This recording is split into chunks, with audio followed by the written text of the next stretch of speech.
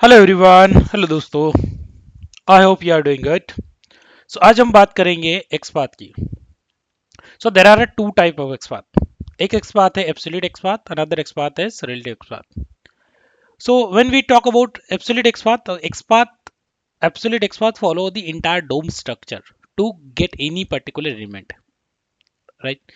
So DOM structure, it means in a web page there there are a lot of tags in HTML code, and it has to follow the entire DOM structure, all the child element and parent element to get any particular element, right? So that is your absolute XPath. Another type of XPath we have a relative XPath. So the relative XPath says ki we will find out element with the help of tag name. The tag name could be anything, an attribute could be anything, right? But element has to have that tag name. Without attribute you cannot identify. Okay, we'll take a real time example. So here I have opened already the Facebook login page. इस Facebook login page पर हमारे पास में field है user name field, password field, login button, forgot password and create new account. So we'll see in this all element which are have a attribute or which are not. तो आपको right click करना है किसी भी particular element में, inspect on it, and आपको find out करना है that what are the attributes here. So you can see in this username field we have the input is a tag name, and in this input tag name we have different attributes. What are the different attribute? तो type attribute है, class attribute है, name attribute है, ID attribute है, data test ID attribute है, place holder attribute है. तो आप किसी भी एक एट्रीब्यूट को ले सकते हो to identify it. Before going on attribute हम इसका एग्जांपल ले लेते हैं एब्सोल्यूट एक्सपाथ का. राइट क्लिक करते हैं यहाँ पर. राइट क्लिक करने के बाद आपको यहाँ पर कॉपी सेलेक्ट करना है, कॉपी पे और आपको फुल एक्सपाथ सेलेक्ट करना है, एंड देन हियर आप you can check right control F, जिससे आपको एक सर्च बार ओपन होगा. इस सर्च बार से आप जो भी आपने एक्सपाथ कॉपी किया वो आइडेंटिफाई कर पाएंगे कि ये करेक्ट है कि नहीं.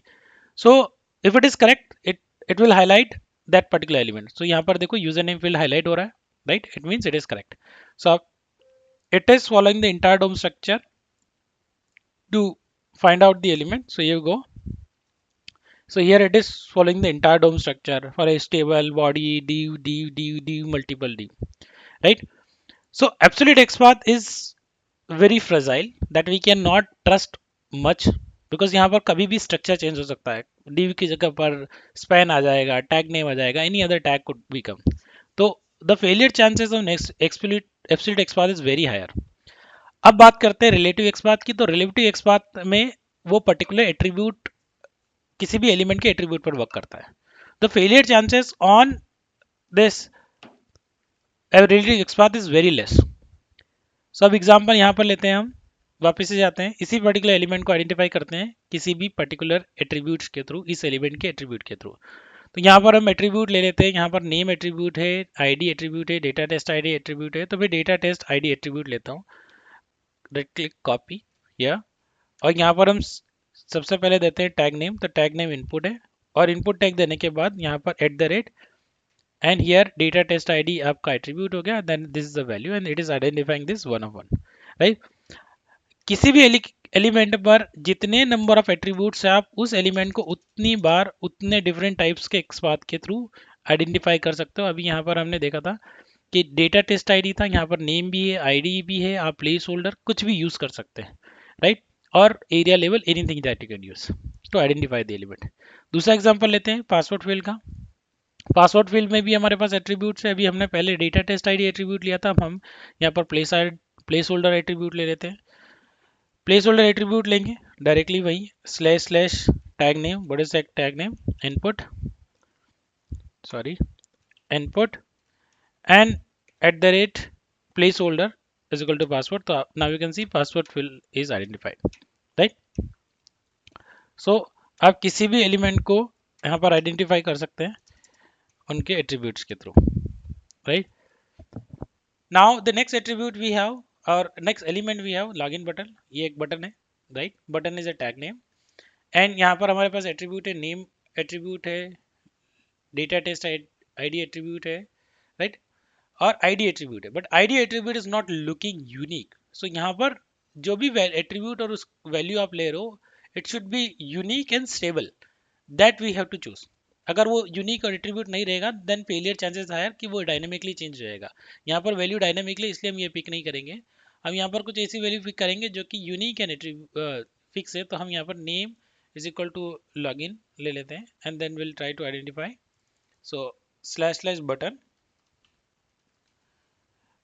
कॉपी करते हैं, at the rate attribute is name and it is login button. So now you can see login button is identified easily with the help of reality XPath. अब हम बात करते हैं नेक्स्ट एलिमेंट की, create new account. We have again a link. इस link पर हमारे पास एट्रीब्यूट है that we have a data test ID. Other attributes are not looking unique, class भी यूनिक नहीं है क्योंकि बहुत सारे